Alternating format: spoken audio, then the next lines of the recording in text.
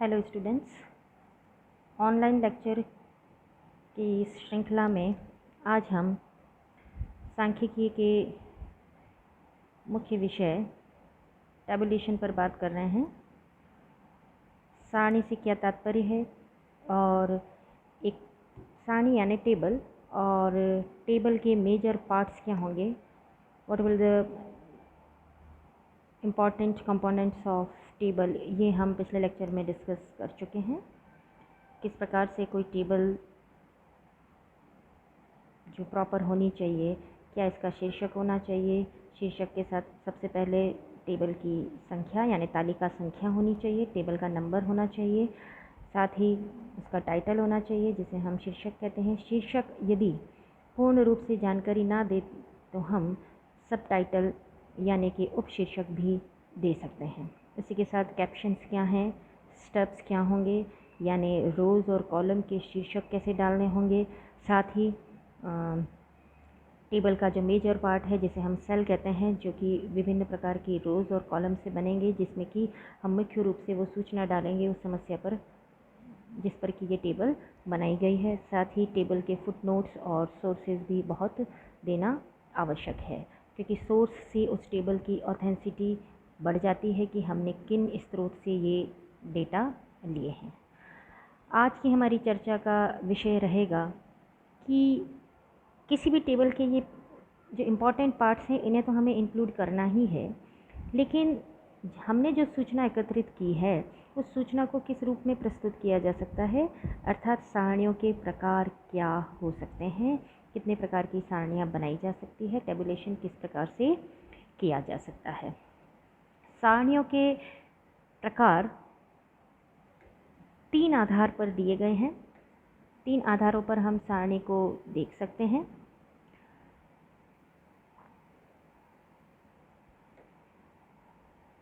उद्देश्य के अनुसार, on the basis of purpose, on the basis of originality and on the basis of structure, अर्थात उद्देश्य के अनुसार सारणी, मौलिकता के अनुसार सारणी और बनावट के अनुसार सारणी या बनावट के आधार पर सारणी के प्रकार। उद्देश्य के अनुसार सारणी 2 प्रकार की हो सकती है, सामान्य उद्देश्य और विशेष उद्देश्य वाली। किस प्रकार की है? सामान्य उद्देश्य वाली और विशेष उद्देश्य वाली। इसी प्रकार से मौलिकता के आधार पर यदि हम सारणी बनाएंगे तो मौलिक सारणी हो सकती है और व्युत्पन्न सारणी हो सकती है, जिसे हम ओरिजिनल या जिसे हम प्राइमरी टेबल भी कह सकते हैं, और व्युत्पन्न यानी डिराइव्ड टेबल। इसी प्रकार से बनावट के आधार पर सारणी को मुख्य रूप से 2 भागों में बांटा गया है, सरल सारणी यानी सिंपल टेबल और कॉम्प्लेक्स टेबल यानी जटिल सारणी। जटिल सारणियाँ 3 प्रकार की हो सकती है, द्विगुणी सारणी, त्रिगुणी सारणी और बहुगुणी। बच्चों, नाम से ही हम समझ सकते हैं कि ये 2 गुणों वाली होगी। इसे हम 2 वे table, 3 way table and manifold यानी बहुगुणी सारणी कहा जाएगा। चलिए हम सबसे पहले उद्देश्य के अनुसार यानी on the basis of purpose सारणी कितने प्रकार की हो सकती है उसे हम देख रहे हैं।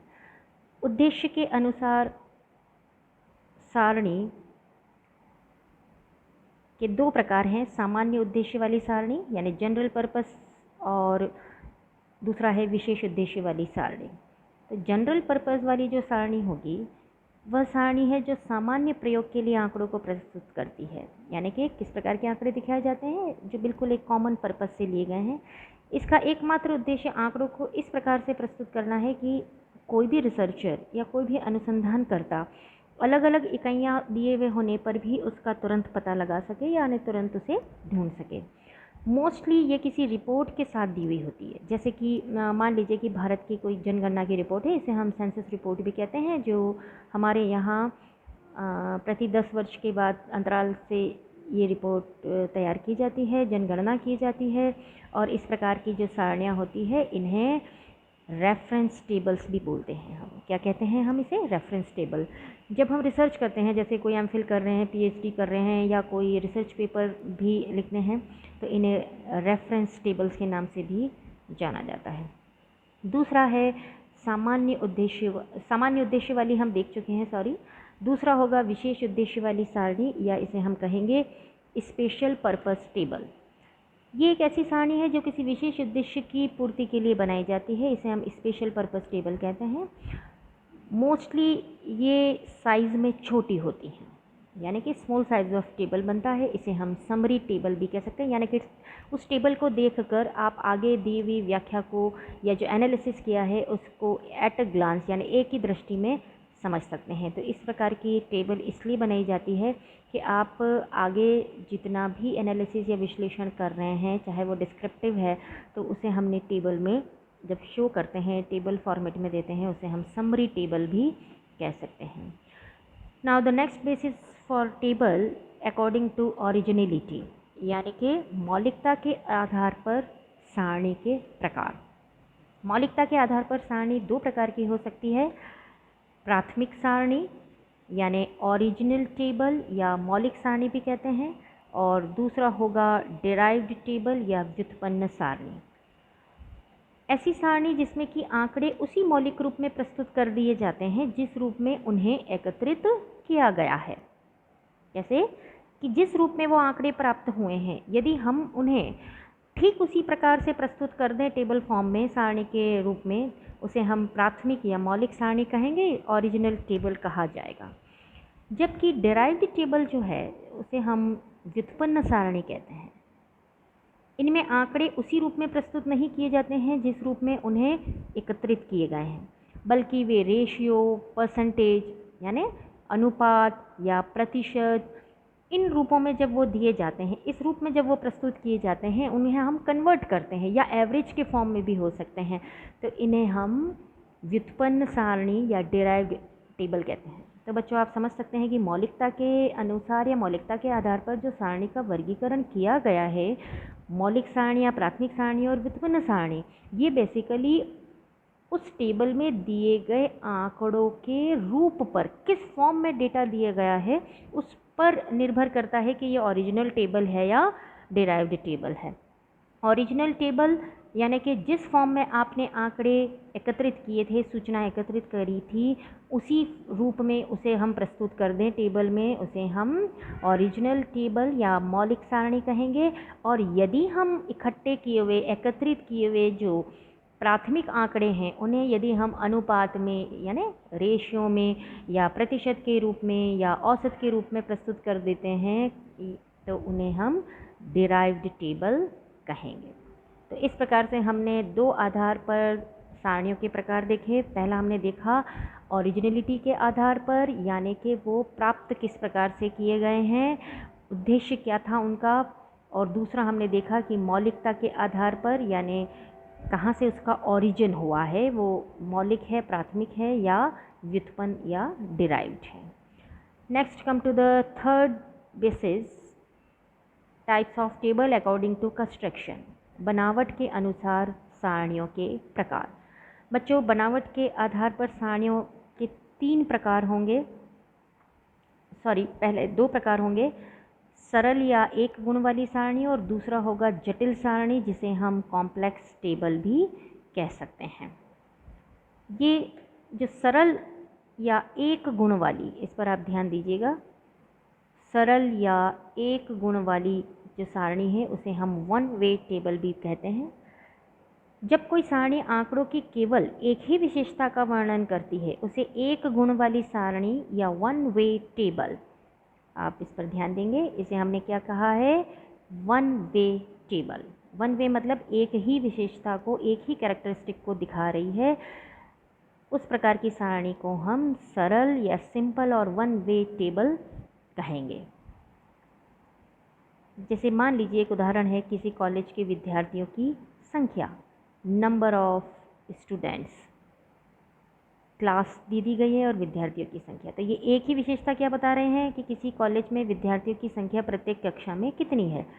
11वीं क्लास दी है, 11वीं कक्षा में 200, BA फर्स्ट ईयर दिया है 100, BA second year 80, BA third year 60, and the total number of students in college is 200 + 100 + 80 + 60 = 440. So the total number of students in the college is 440 students.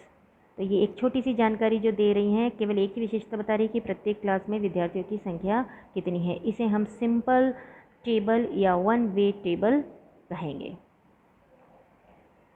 Next type of table is complex table, या इसे हम जटिल सारणी भी कहते हैं। ये जो कॉम्प्लेक्स टेबल है या जटिल सारणी है, ये एक ऐसी सारणी है जो आंकड़ों की एक से अधिक विशेषताओं, बच्चों मोर देन वन कैरेक्टरिस्टिक, यानी एक से अधिक विशेषताओं या गुणों को प्रकट करती है, उसे जटिल या कॉम्प्लेक्स टेबल कहा जाता है। जटिल सारणी भी कह सकते हैं और कॉम्प्लेक्स टेबल भी कहा जा सकता है। अब ये जो कॉम्प्लेक्स टेबल है, उन्हें 3 भागों में बांटा गया है, द्विगुण सारणी, त्रिगुण सारणी और नेक्स्ट होगा बहुगुण सारणी, यानी 2 वे table, 3 way table and manifold table. पहले हम देख रहे हैं कि द्विगुण सारणी या 2 वे टेबल क्या है। नाम से ही आप जान सकते हैं कि ऐसी कोई टेबल या ऐसी कोई सारणी जो आंकड़ों की 2 विशेषताओं को प्रस्तुत करती हो। बच्चों, एक है तो वो सिंपल थी, जटिल कब हो गई? जब हमने एक से ज़्यादा विशेषताओं को लिया।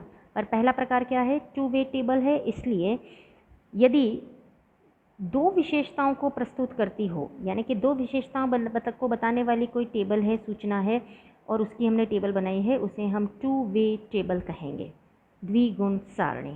यहाँ आप देख सकते हैं कि किसी कॉलेज में विद्यार्थियों की संख्या दी गई है और विद्यार्थियों की संख्या तो है ही है, लेकिन उनको कक्षा के हिसाब से वर्गीकृत भी किया गया है और लिंग के अनुसार भी। So the number of students in a college according to sex and classes, यानी कि हमने बॉयज़ और गर्ल्स, लड़के और लड़कियों की जो संख्या है उन्हें अलग अलग बताया है। कक्षा के हिसाब से तो बताया ही है, तो ये पहली विशेषता हो गई कक्षा के हिसाब से। दूसरी विशेषता हो गई लड़के और लड़कियों की संख्या को अलग अलग बता दिया, तो 2 विशेषताएं होगी, कक्षा और लिंग के आधार पर लड़के और लड़कियों की संख्या। 11वीं क्लास 11वीं कक्षा में लड़कों की संख्या 160, लड़कियों की 40। सो the total number of students in 11th class is 200। BA first year 40 boys 60 girls, total number of students is 100। BA second year 60 boys 20 girls, यानी लड़कियां, और कुल मिला के 60 + 20 कितना हो गया? 80। इसी प्रकार से BA थर्ड ईयर में स्टूडेंट्स की जो संख्या है वो टोटल तो 60 है, लेकिन बॉयज़ कितने हैं? 50 और गर्ल्स कितनी है? 10। और इसी प्रकार से यदि हम ये देखें कि सभी बॉयज़ की संख्या को जोड़ दें, सभी कक्षाओं में पढ़ने वाले बॉयज़ की संख्या 160 + 40 + 60 + 50, तो total number of boys in a college is 310। इसी प्रकार से लड़कियों की संख्या हम देखें तो 40, 60, 20 + 10 = 130। So the 130 number of girls and 310 number of boys are studying in a college. Total number of students is 310 + 130 = 440। तो ये थी 2 विशेषता बताने वाली सारणी, जिसमें ये बताया गया है कि कौन कौन सी कक्षा में कितने विद्यार्थी हैं और लड़कों की संख्या कितनी है और लड़कियों की संख्या कितनी है। Now next type of table is त्रिगुणी सारणी, या इसे हम ट्रायंगल टेबल भी बोल सकते हैं। ऐसी सारणी जो कि 3 विशेषताओं को प्रकट करती हो, उसे हम त्रिगुणी सारणी कहेंगे। ये त्रिगुणी सारणी 3 प्रकार की विशेषताएं बताएंगी। Number of students in a college according to class, sex and habitation. बच्चों, हैबिटेशन का मतलब होता है कि कोई विद्यार्थी ग्रामीण या शहरी क्षेत्रों से बिलोंग करता है, यानी कि वो किस जगह से बिलोंग करता है, वो ग्रामीण क्षेत्र का निवासी है या शहरी क्षेत्र का निवासी है। तो 2 विशेषताएं तो पहले भी देखी, क्लास और सेक्स, यानी बॉयज़ या गर्ल्स, और फिर वो कहाँ के निवासी हैं। अब आप ध्यान दीजिएगा कि 11वीं कक्षा में विद्यार्थियों की संख्या यहाँ 200 है, लेकिन लड़के और लड़कियों में इसको वर्गीकृत किया गया है। फिर लड़के जो ग्रामीण क्षेत्र से, लड़के जो शहरी क्षेत्र से, इसी प्रकार से लड़कियाँ जो ग्रामीण क्षेत्र से और लड़कियाँ जो कि शहरी क्षेत्र से। इस प्रकार से हम देखेंगे और फिर इनका टोटल करेंगे। तो ग्रामीण क्षेत्रों से 11वीं कक्षा के विद्यार्थियों की संख्या 50, शहरी क्षेत्रों से 110। तो लड़के ग्रामीण 11वीं कक्षा 50 बच्चे 50 स्टूडेंट्स। इसी प्रकार से लड़के शहरी क्षेत्र से 11वीं कक्षा में 110, टोटल बॉयज़ 160 इन 11th क्लास। इसी प्रकार से 11वीं कक्षा में लड़कियां ग्रामीण क्षेत्र से 10, लड़कियां शहरी क्षेत्र से 30, टोटल नंबर ऑफ गर्ल्स लड़कियों की कुल संख्या 40।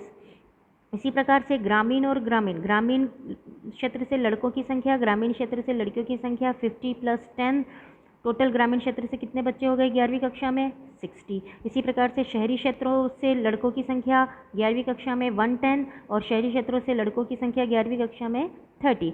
सो द टोटल नंबर ऑफ 110 + 30 = 140। तो total number of students belongs to urban area is 140 and total number of students boys + girls = 200। इसी प्रकार से हम प्रत्येक कक्षा में विद्यार्थियों की संख्या मालूम कर सकते हैं। एक और उदाहरण आप देखें, BA 3rd ईयर का देख सकते हैं। लड़के BA 3rd ईयर कक्षा में लड़के ग्रामीण क्षेत्र से 10 और शहरी क्षेत्र से 40, total number of boys is 50। इसी प्रकार से BA 3rd ईयर में ग्रामीण क्षेत्र से 5 लड़कियां, शहरी क्षेत्र से भी 5 लड़कियां, टोटल लड़कियों की संख्या BA 3rd ईयर में कितनी हो गई 10। इसी प्रकार से ग्रामीण क्षेत्र से BA 3rd ईयर में पढ़ने वाले बच्चों की संख्या कितनी हो गई बॉयज़ + गर्ल्स 15। इसी प्रकार से BA 3rd ईयर में शहरी क्षेत्र से पढ़ने वाले बच्चों की संख्या हो गई 45। So the 15 + 45 = 60। इस प्रकार से ये जो टेबल है ये 3 विशेषताओं को बता रही है according student number of students in a college according to class, sex and habitation. Now come to the next type of table will be a manifold table. इसे हम क्या कहेंगे बहुगुणी सारणी। ऐसी कोई सारणी जो आंकड़ों के 3 से अधिक गुणों को प्रकट करती हो बहुगुणी सारणी कहलाती है। जैसे आप यहाँ देखेंगे number of students in a college according to sex यानी लड़के और लड़कियों की संख्या, class 11 BA 1st year 2nd year 3rd year. इसी प्रकार से हैबिटेशन यानी ग्रामीण क्षेत्र से या शहरी क्षेत्र से, और उनका मैरिटल स्टेटस यानी कि वो विवाहित हैं या अविवाहित। इसे आप एक एग्जांपल से देखेंगे। जैसे मान लीजिए हम BA 3rd ईयर का एग्जांपल ले रहे हैं। BA 3rd ईयर में लड़कों की संख्या ग्रामीण क्षेत्र से और उनमें भी जो मैरिड पर्सन्स हैं उनका नंबर है 5। अब विवाहित लड़कों की संख्या है 5। इसी प्रकार से जो अर्बन एरिया से हैं BA 3rd ईयर उनमें है 20 और अनमैरिड जो नंबर ऑफ बॉयज़ हैं belongs to urban area is 20। So the 5 + 5 + 20 + 20 is the total number of boys studying in BA 3rd year. तो इस प्रकार से ये तीन से भी ज़्यादा विशेषताओं को जो प्रकट कर रहे हैं उन्हें हम मैनीफोल्ड टेबल कहेंगे। इसी प्रकार से आप देखिएगा BA 3rd ईयर में लड़कियां ग्रामीण क्षेत्र से विवाहित 3, लड़कियां ग्रामीण क्षेत्र से अविवाहित 2। इसी प्रकार से BA 3rd ईयर में शहरी क्षेत्र से विवाहित लड़कियों की संख्या 2 और लड़कियां शहरी क्षेत्र से अविवाहित 3। Now the total number of girls in BA 3rd year is 3 + 2 + 2 + 3। और यदि हम इन सभी को जोड़ दें 5 + 5 + 20 + 20 + 3 + 2 + 2 + 3 = 60। तो इस प्रकार से सभी कक्षाओं में जो विद्यार्थी अध्ययनरत हैं उन्हें क्लास के हिसाब से, लड़के या लड़कियों की संख्या के हिसाब से, हैबिटेशन यानी वो ग्रामीण क्षेत्र से हैं या शहरी क्षेत्र से हैं, और साथ ही विवाहित हैं या अविवाहित, इसके आधार पर उन्हें वर्गीकृत करके हमने टेबल फॉर्म में उन्हें उन आंकड़ों को प्रस्तुत किया है। इसे हम मैनीफोल्ड टेबल कहेंगे।